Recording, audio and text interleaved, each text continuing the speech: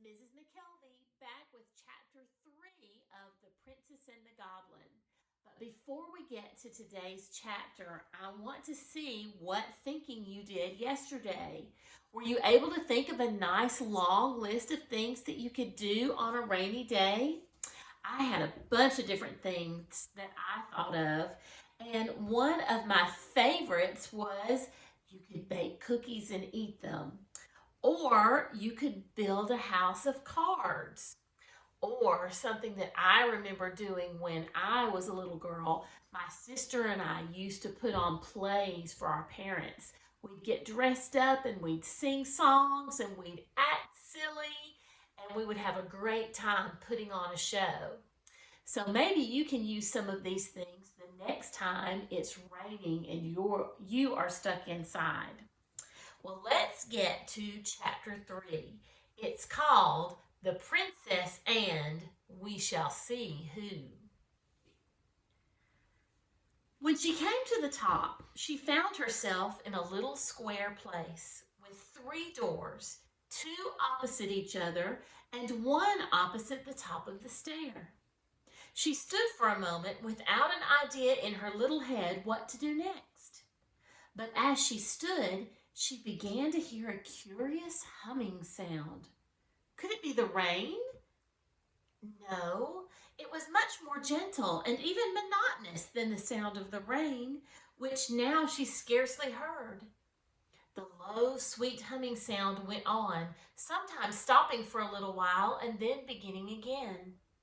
It was more like the hum of a very happy bee that had found a rich well of honey in some globular flower than anything else I can think of at this moment. Where could it come from? She laid her ear first to one of the doors to listen to see if it was there, then to another. When she laid her ear against the 3rd door, there could be no doubt where it came from. It must be from something in that room. What could it be? She was rather afraid, but her curiosity was stronger than her fear, and she opened the door very gently and peeped in. What do you think she saw? A very old lady who sat spinning at a spinning wheel. Perhaps you will wonder how the princess could tell that the old lady was an old lady, when I inform you that not only was she beautiful, but her skin was smooth and white. I will tell you something more. Her hair was combed back from her forehead and face and hung loose far down and all over her back. That is not much like an old lady, is it? Ah, but it was white, almost as snow. And although her face was so smooth, her eyes looked so wise that you could not have helped seeing she must be old indeed. The princess, though she could not have told you why, did think her very old indeed. Quite 50, she said to herself. But she was rather older than that, as you shall soon hear.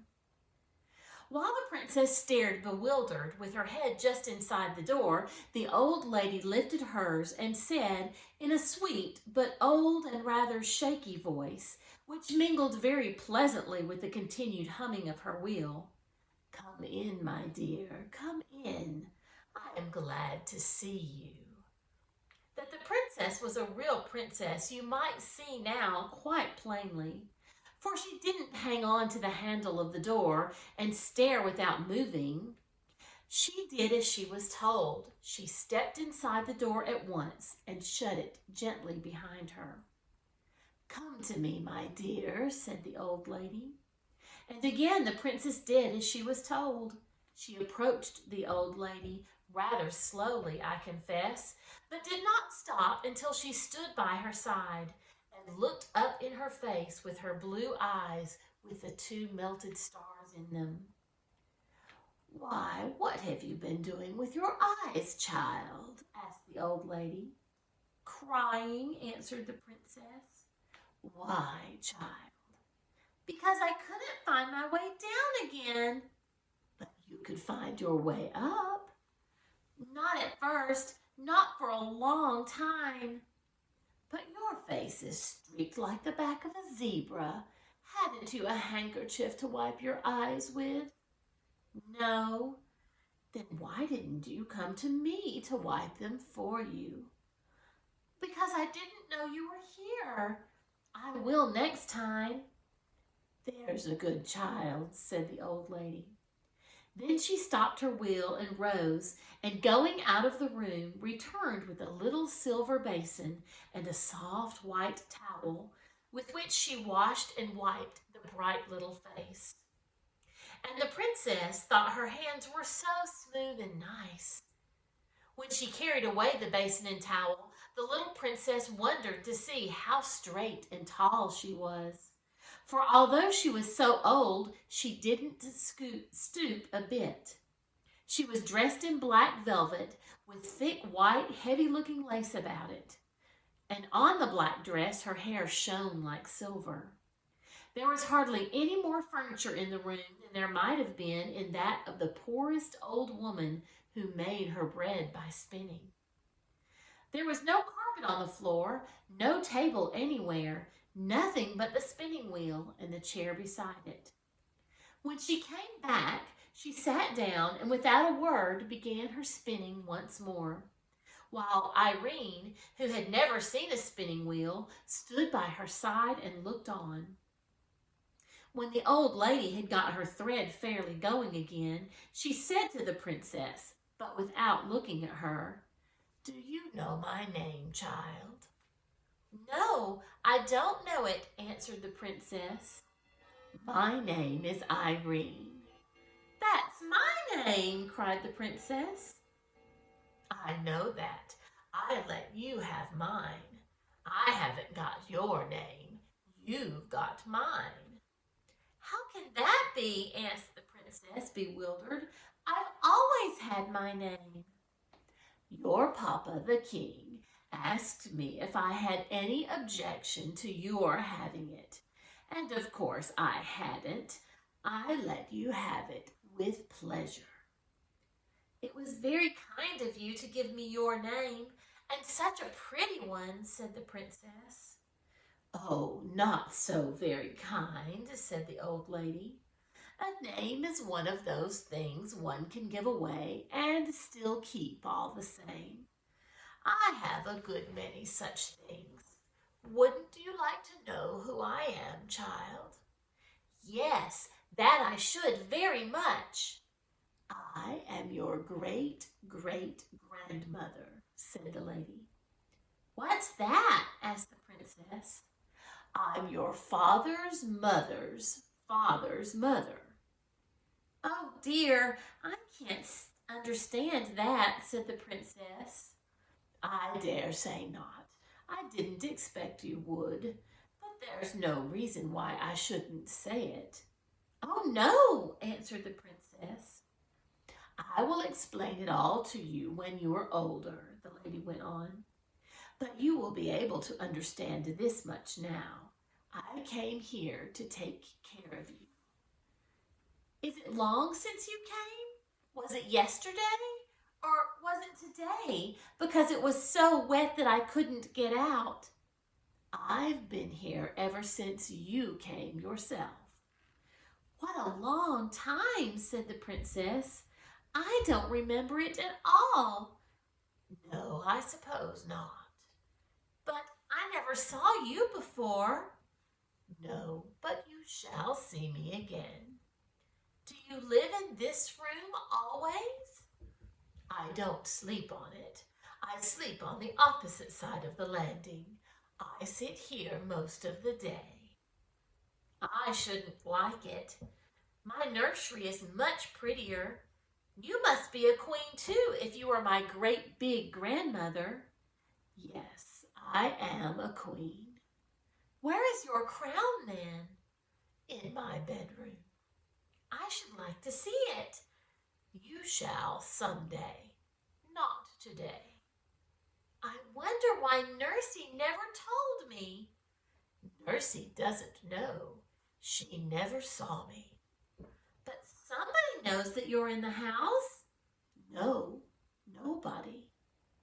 "How do you get your dinner then?" "I keep poultry, of a sort." do you keep them? I will show you.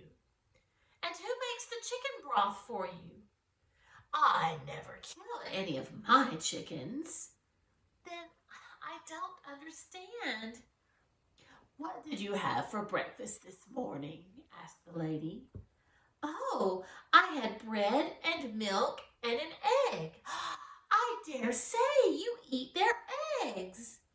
Yes, that's it. I eat their eggs. Is that what makes your hair so white? No, my dear, it's old age. I am very old. I thought so. Are you 50? Yes, and more than that. Are you 100? Yes, more than that. I am too old for you to guess. Come and see my chickens. Again, she stopped her spinning. She rose, took the princess by the hand, led her out of the room, and opened the door opposite the stair. The princess expected to see a lot of hens and chickens, but instead of that, she saw the blue sky first, and then the roofs of the house, with a multitude of the loveliest pigeons, mostly white, but of all colors, walking about, making bows to each other, and talking a language she could not understand. She clapped her hands with delight, and up rose such a flapping of wings that she in turn was startled. You frightened my poultry, said the old lady, smiling. And they frightened me, said the princess, smiling too. But what very nice poultry. Are the eggs nice? Yes, very nice. What a small egg spoon you must have. Wouldn't it be better to keep hens and get bigger eggs? How should I feed them, though? I see, said the princess. The pigeons can feed themselves. They've got wings. Just so. If they couldn't fly, I couldn't eat their eggs. But how do you get at the eggs? Where are their nests? The lady took hold of a little loop of string in the wall at the side of the door, and lifting a shutter, showed a great many pigeonholes with nests, some with young ones and some with eggs in them. The birds came in at the other side, and she took out the eggs on this side. She closed it again quickly, lest the young ones should become frightened. Oh, what a nice way, cried the princess. Will you give me an egg to eat? I am rather hungry. I will someday, but for now you must go back, or Nursey will be miserable about you. I dare say she's looking for you everywhere. Except here, answered the princess. Oh, how surprised she will be when I tell her about my great big grandmother. Yes, that she will, said the old lady with a curious smile. Mind you tell her all about it exactly. That I will. Please, will you take me back to her? I can't go all the way, but I will take you down to the top of the stair, and then you must run down quite fast into your own room. The little princess put her hand in the old lady's, who, looking this way and that, brought her to the top of the first stair, and thence to the bottom of the second, and did not leave her till she saw her halfway down the third. When she heard the cry of her nurse's pleasure at finding her, she turned and walked up the stairs again, very fast indeed for such a very great grandmother, and sat down to her spinning wheel with another strange smile on her sweet old face. About this spinning of hers, I will tell you more another time. Guess what she was spinning. And that's the end of that chapter. So I wonder what it is that she is spinning. So maybe you want to spend some time thinking about that and make some guesses yourself. The other thing I'd like you to think about is think about this great grandmother. She was the princess's father's mother's father's mother. So going back 4 generations. I wonder if you can find out how old your great great grandmother would be if she were still alive. My great great grandmother is not alive anymore. Even my great grandmother died when I was a little girl. So my great great grandmother would be very old indeed. So I think it would be really interesting to see if you could talk to your parents, maybe even talk to your grandparents, and see if you can find out something about one of your great great grandmothers. Well, that's it for today. I'll see you tomorrow. Bye bye.